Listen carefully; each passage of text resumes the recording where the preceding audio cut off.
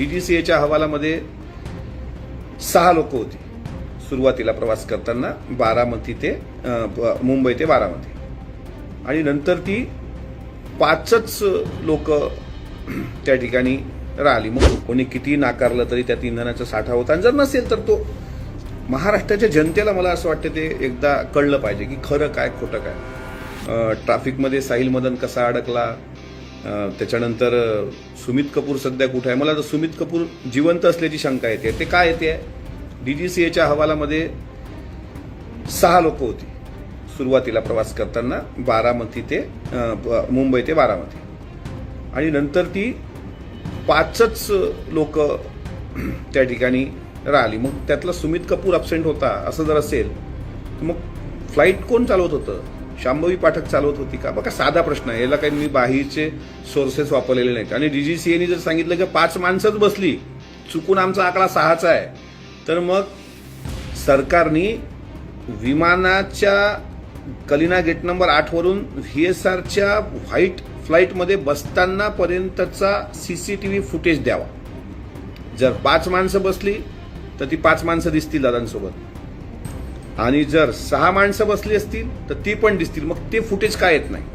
मी महाराष्ट्राच्या मुख्यमंत्र्यांना, मी महाराष्ट्राच्या सह केंद्राच्या मंत्र्यांना सुद्धा विनंती करतो की अजितदादांवर तुमचं प्रेम खरं आहे, त्यात काय दुमत असण्याचं कारण नाही. जितकं नुकसान आमचं झालंय तितकं तुमचंही झालंय, कारण महायुती सरकारमध्ये दादा एक मजबूत पिलर होते.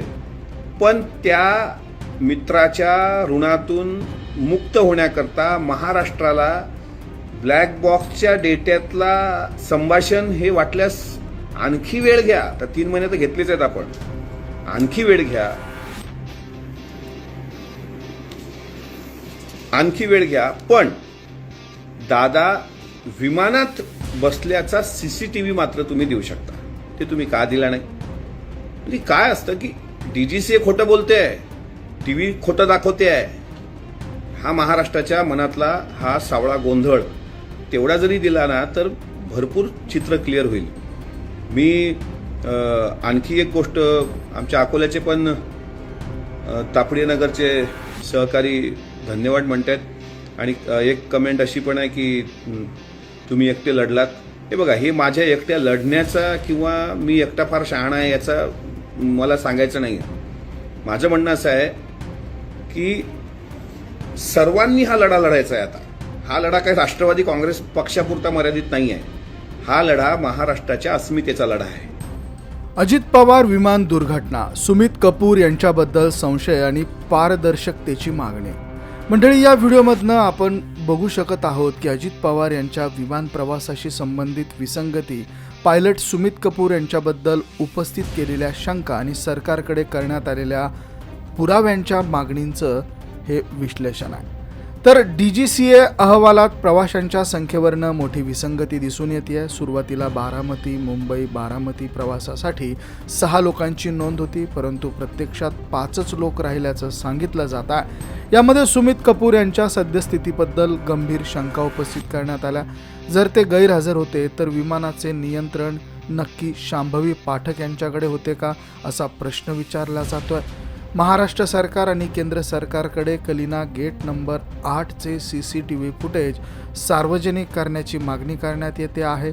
अजित पवार हे महायुती सरकारमधील एक मजबूत स्तंभ होते, त्यामुळे त्यांच्या संबंधित या घटनेचं सत्य समोर येणं अतिशय गरजेचं असल्याचं अमोल मिटकरींचं म्हणणं आहे. 3 महिने उलटूनही ब्लॅक बॉक्समधील संभाषणाचा तपशील का समोर आला नाही, असा सवाल या ठिकाणी करण्यात येतोय. तर हा लढा केवळ राष्ट्रवादी काँग्रेस पक्षापुरता मर्यादित नसून तो महाराष्ट्राच्या अस्मितेचा लढा असल्याचं अमोल मिटकरी यांचं म्हणणं आहे. जनतेच्या मनात असलेल्या संभ्रमाबद्दल आणि तो संभ्रम दूर करण्यासाठी तांत्रिक पुरावे आणि CCTV फुटेज हेच एकमेव माध्यम असल्याचं मत त्यांनी या ठिकाणी व्यक्त केलं आहे. तर सरकारने कलिना गेट नंबर 8 यावरनं विमानात बसतानाचे CCTV फुटेज तातडीनं उपलब्ध करून द्यावं. ब्लॅक बॉक्समधील संभाषणाचा डेटा सार्वजनिक करून महाराष्ट्राच्या जनतेचा संभ्रम दूर करावा. सुमित कपूर यांच्याबद्दल असलेल्या शंकांचं अधिकृत स्पष्टीकरण देण्यात यावं.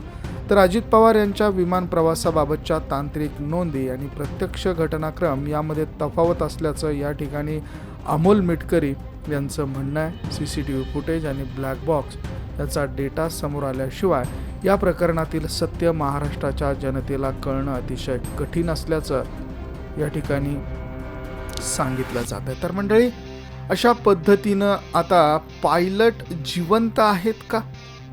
त्या विमानात 5 नाही तर 6 लोक होते का, असे सवाल अमोल मिटकरी यांनी या ठिकाणी उपस्थित केल्यात आणि निश्चितच त्यांनी एक अतिशय महत्त्वाची मागणी केली आहे, जी आहे विमानतळावरच्या कलिना या ठिकाणच्या gate number 8 Kalina gate number 8चं CCTV फुटेज हे DGCAने सार्वजनिक केलं पाहिजे, ज्यामुळे या सगळ्या घटनेमध्ये पारदर्शकता निर्माण होईल, अशी मागणी अमोल मिटकर यांनी केली. म्हणजे याबद्दल तुमचं मत काय, तुम्हाला काय वाटतं? कमेंटमध्ये अवश्य नोंद करा. व्हिडिओ तुम्हाला आवडला असेल तर शेअर जरूर करा. बघत रहा मराठी एक्सप्रेस. धन्यवाद.